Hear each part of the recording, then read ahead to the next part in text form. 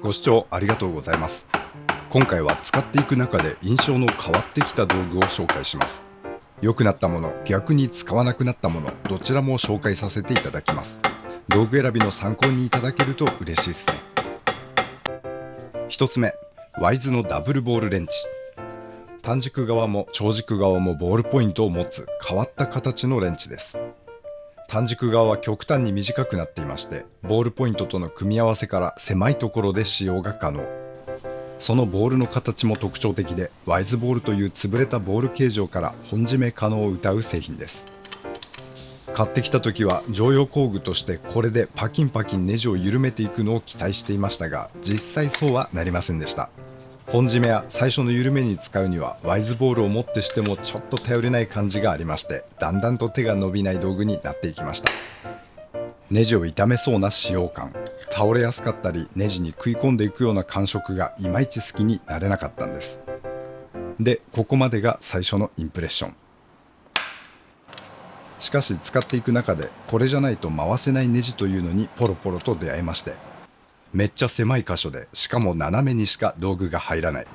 16mm のビット単体すら入らないような箇所で持ち歩いていたこれに助けられる場面というのがありました。また正しい使い方ではないのでしょうが、インチのヘックス渋1のネジに 6mm のこれがギリギリ使えたり、16分の5に 8mm のこれが使えたりして、その時も助けられたっすね。頻繁には使わないけれど持っててよかったを感じた道具。このダブルボールのおかげで作業が進んだ場面がちらほらありまして、どんどん印象は良くなっていきました。一度助けられると色々と気に入ってしまいます。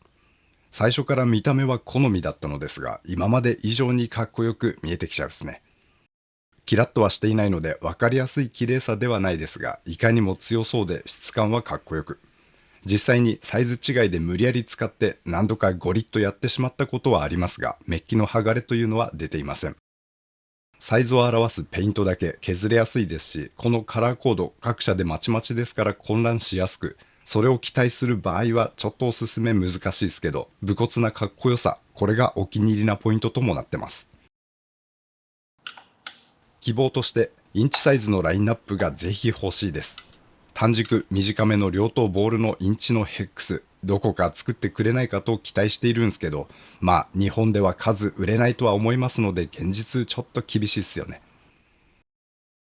ワイズのダブルボールレンチ、普段使いにおすすめする道具ではないですが、常備しておくと助かるアイテムです。スペースからヘックス回せなくて困った経験のある方、試してみていただきたいです。2つ目、レッドレンザーのライト T スクエア QC。 4色カラーと拡散レンズが特徴的なライトです。光が強いライトではないんですけど、拡散が強めなのが好みで、整備作業などの近い距離で重宝していたライトです。ただこれ最近使わなくなってしまいました。ライトとして機能的にはほぼほぼ不満ないんですけど、電池交換の際に不便が一つありまして、電池のプラス側の端子とライトの端子があまりにもぴったりなサイズなため、綺麗にはまってしまうんです。そのため電池を外そうとすると、ライト側の端子部分の巻いてあるこの線がビヨーンと伸びてしまうことがあるんです。ですから先の細いものを使って、この巻き線端子部分を押さえながら電池を取り外す、電池交換という簡単であるべき作業に気を使う必要がありまして、そのためだんだんと使わなくなってしまいました。電池のプラス端子が緩い円錐形だと多分問題ないんですけど、ここが円柱型の場合ぴっちりとはまってしまいます。私ニッケル水素の充電池を使っていますが、手持ちを調べたら全部テーパーはほとんどない円柱形となってました。充電ではないタイプアルカリ乾電池はなぜかプラス側がテーパーかかった円錐型の製品が多く、そっち使うって場合は問題はないでしょう。電池交換とか充電の際のほんのわずかな手間で使わなくなることってあるっすよね。このライトは使わなくなってしまいましたが、レッドレンザーさんは最近おしゃれなエリアライトを出してまして、それがなかなかかっこよくて気になっています。こんなやつ。その他シュッとしたかっこいいライトを多くラインナップされていますメーカーです。ライト検討中の方はホームページをご覧になってみていただきたいです。3つ目、ネプロスの次世代ラチェット NBR390X。 これはポジティブなところはさらに好きになっていますが、ネガに感じていた部分についても伸びていってるというか、あれってところを感じてます。ただ前提として中身を少々改造して使っていましたので、そのせいかもしれません。その点はご理解いただき、これからをご視聴ください。まずメリット側、コンセプトであるこの斬新な形はどんどん気に入ってるっすね。独特なグリップはよく手にかかってくれますし、ヘッド寄りな重心は頭掴んでの早回しがやりやすく、手から滑って落としてしまったというのがまだ経験をしてないっすね。トポロジー最適化による良い部分が出ているのだと思います。対してあまり気に入ってないのがラチェットの内部機構。空転トルクが重いというか、ガサツにカサカサと回る感じなので、個人的に好きなフィールではないのです。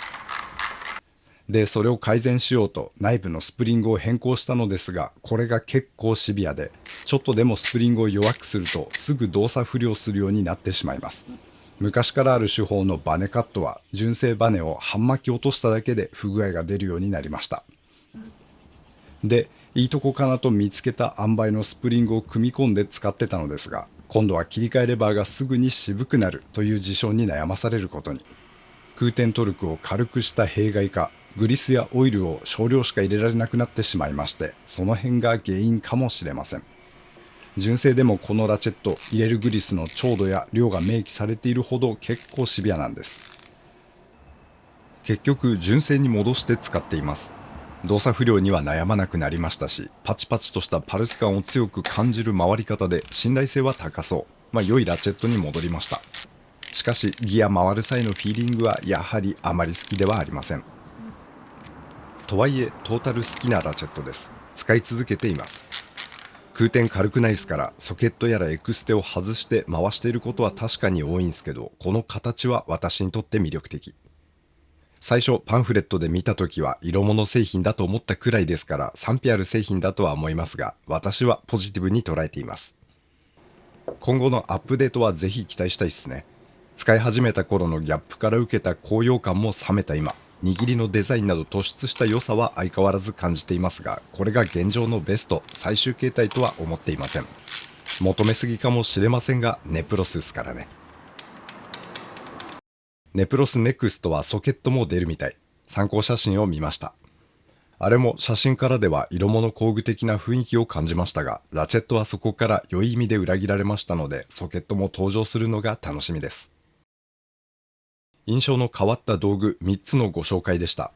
ただこの印象もまた変わっていくのだと思います。いつ良い道具に変貌するかがわからないので、道具の処分ってなかなかできないですね。私は溜まっていく一方です。皆様の印象変わった道具は何でしょうか。教えていただけますと幸いです。ご視聴ありがとうございました。当チャンネルではこんな感じに道具の紹介をしております。お時間ございましたら他の動画も覗いていってみてください。皆様には再びお会いできますことを願っております。それでは次回まで。See ya。